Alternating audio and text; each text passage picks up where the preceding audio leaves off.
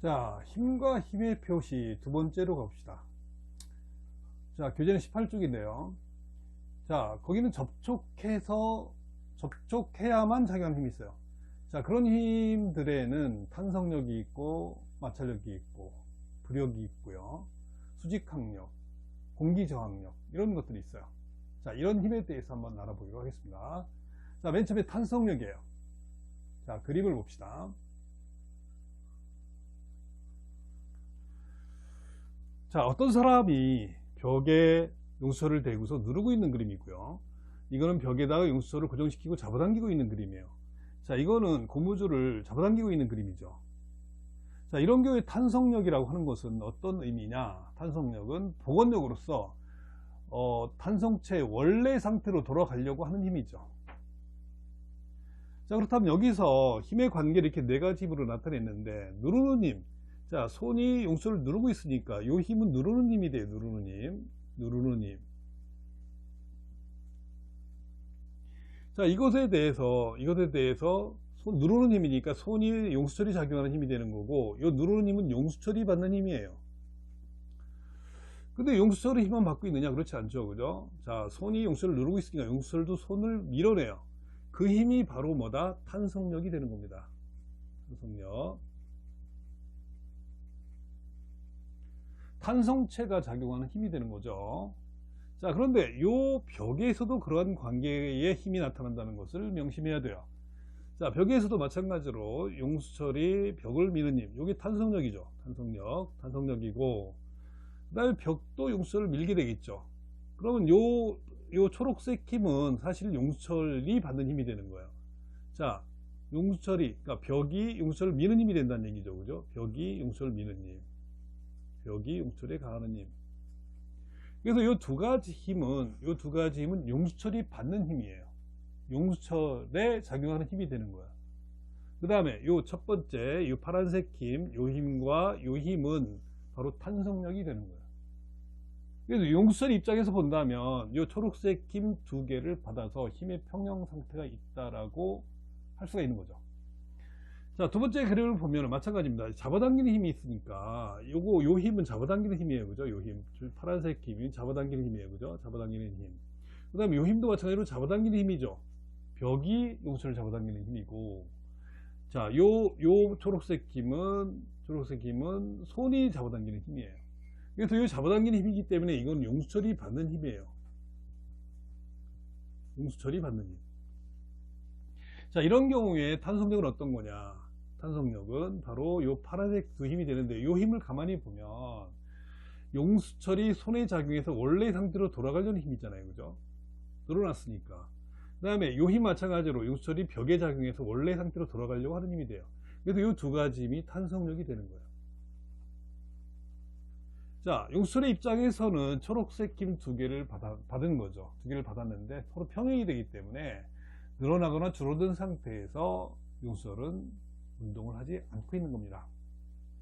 자, 그 똑같은 관계가 여기 있는 고무줄에서 적용이 되는 거예요. 요 초록색 힘은 서로 잡아당긴 힘이 되는 거고요. 그 다음에 이 파란색 힘은 고무줄의 탄성력이 되는 거예요. 탄성력은 원래의 위치로, 원래의 상태로 돌아가려고 하는 힘이다. 그렇게 알고 있으면 되겠죠. 자, 탄성력에 대해서 좀 더 알아봅시다. 이 탄성력의 가장 큰 특징은 용수철이나 고무줄처럼 탄성체의 변형에 탄성력이 필요하다는 거예요. 자, 용수철이 이렇게 있을 때, 용수철이 만약에 이렇게 있을 때 잡아당겼어요. F'으로 잡아당겼어요.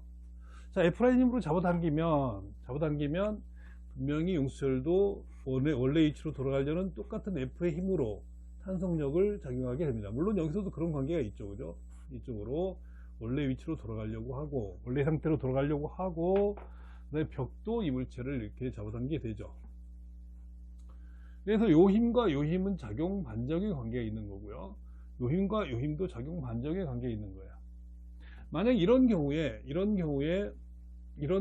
요 늘어난 길이가 x만큼 늘어났다 이겁니다. x만큼 늘어났다. x만큼 늘어나면 여기 말하는 탄성력은 KX로 정의된다는 거. 이게 바로 후크의 법칙이라고 하는 건데, 요 K는 용수철 상수예요. 탄성계수라고도 하는데, 이거는 용수철이 잘 늘어나느냐, 잘 늘어나지 않느냐, 그것에 달려 있는 그런 값이에요. 용수철이 잘 안 늘어나면 똑같은 길이를 늘릴 때 더 큰 힘이 필요하니까 K 값이 클수록, 요 상수가 클수록 더 딱딱한 용수철, 잘 늘어나기 어려운 용수철이라고 보면 되겠죠. K 값이 작을수록 똑같은 X가 늘어날 때 작은 힘이 필요하니까 더 잘 늘어나는 용수철이다, 이렇게 보면 되겠죠. 자, 이런 경우도 한번 생각해 봅시다. 자, 추를 갖다 용수철에 매달았어요. 그러면 늘어난 길이가 이때, 늘어난 길이가 X만큼 늘어나게 됐다라고 해봅시다. 그러면 이 용수철이 작용하는 힘은 윗방향으로 요 용수철 상수가 K라고 한다면 K인 용수철이에요. K는 바로 용수철의 특징을 얘기하는 거니까, 이때 탄성력 F는 탄성력은 KX가 되는 겁니다. KX. 자, 당연히 용수철이 추에 작용하는 힘이 되는 거죠. 탄성력은, 그죠? 근데 이 추는 또다시 중력을 받고 있잖아요. 근데 중력, 질량을 M이라고 했을 때 중력 mg를 받고 있는 거예요.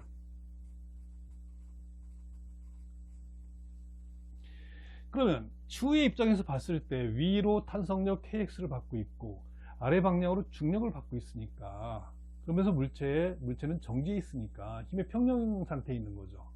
이런 경우 추에 작용하는 두 가지 힘은 탄성력과 mg로서 두 개는 어때요? 물체가 움직이지 않으니까 크기가 같고 방향이 반대인 경우가 되는 거고, 이런 경우 두 힘은 모두 추에 작용하기 때문에 탄성력과 중력의 합은 0이에요.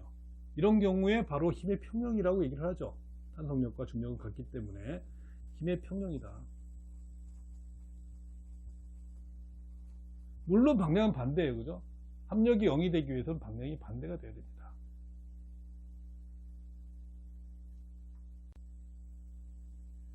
자, 이렇게 용수철이 이렇게 나란하게 연결되고 아까처럼 똑같은 질량의 추가, 똑같은 무게의 추가 매달려 있다고 해봅시다.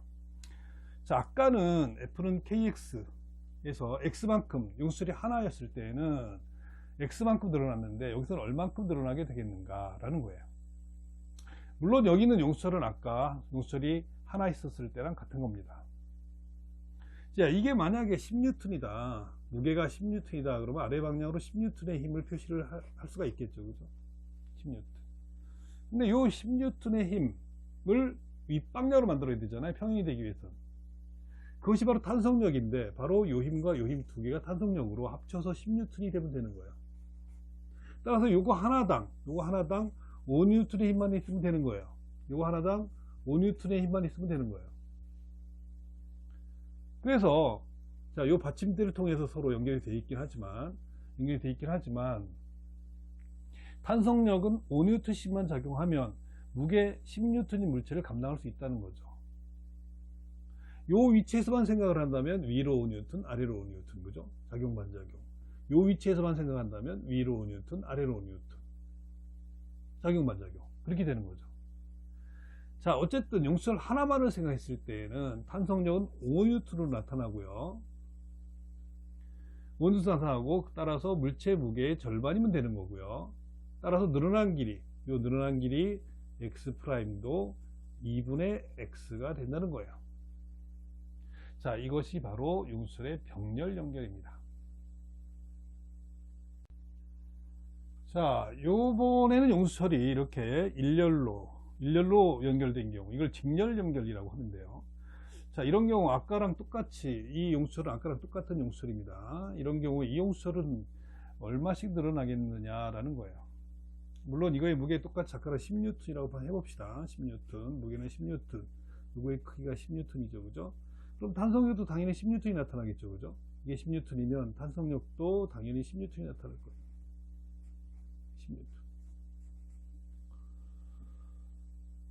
자, 그런데 여기서 요 연결된 점에서도 한번 봅시다. 연결된 점에서 보면은, 자, 요걸 요걸 A라고 하고 용수철 B라고 했을 때 용수철 B가 받는 힘이 0이 돼야 돼요, 그죠? 용수철 B는 현재 움직이지 않고 있으니까. 따라서 용수철 B를 잡아당기는 힘도 자, 용수철 B를 잡아당기는 힘이 바로 이게 중력이고요. 그죠? 이 탄성력 위로 그러니까 이 용수철이 물체를 위로 잡아당기는 힘이 10N이 돼야 되는 거고요. 자, 여기서도 마찬가지로 힘을 10N씩 주고받아야 되는 거겠죠. 그죠? 10N으로 주고받고 아래 방향으로 주고받는 이런 힘이 있어야 되는 거죠. 그죠? 자, 요 힘은 A가 B에 작용하는 힘이 되는 거고요. A가 B에 작용하는 힘이 되는 거고, 요 힘은 B가 A에 작용하는 힘이 되는 거죠. 그러면, 자, 요 힘은 바로 뭡니까? 용수철 B가 받는 힘이죠. 그죠? 그 다음에 요 10N, 요 잡아당기는 힘, 무게로 잡아당기는 힘도 요 힘이 물체가 받는 힘이긴 하나, 요 경계에서 보면 아래 방향으로 외력 용수철에 또 10N의 힘이 작용한다라고 볼 수가 있잖아요. 그죠? 자, 이런 경우라면 자, 요 용수철은 탄성력이 10N이 발생하고 있고요. 요 용수철도 역시 잡아당기는 힘, B를 잡아당기는 힘이긴 하지만 역시 탄성력이죠. 그죠? 탄성력 똑같이 10N이 작용하고 있으니까, 자, 이것도 탄성력이 10N이 나타나고 있고요. 이것도 탄성력이 10N이 나타나고 있으니까 똑같이 늘어난 길이는 X만큼 늘어나게 된다는 거죠. A나 B나 똑같이. 그래서 전체 늘어난 길이는 EX가 된다는 거예요. 자, 이렇게 직렬 연결됐을 때에는 A 용수철의 탄성력도 10N이 나타나고 B 용수철의 탄성력도 똑같이 10N이 나타나서 늘어난 길이가 똑같아진다는 거예요. 용수철이 같은 경우에. 자, 이것이 직렬 연결의 특징입니다.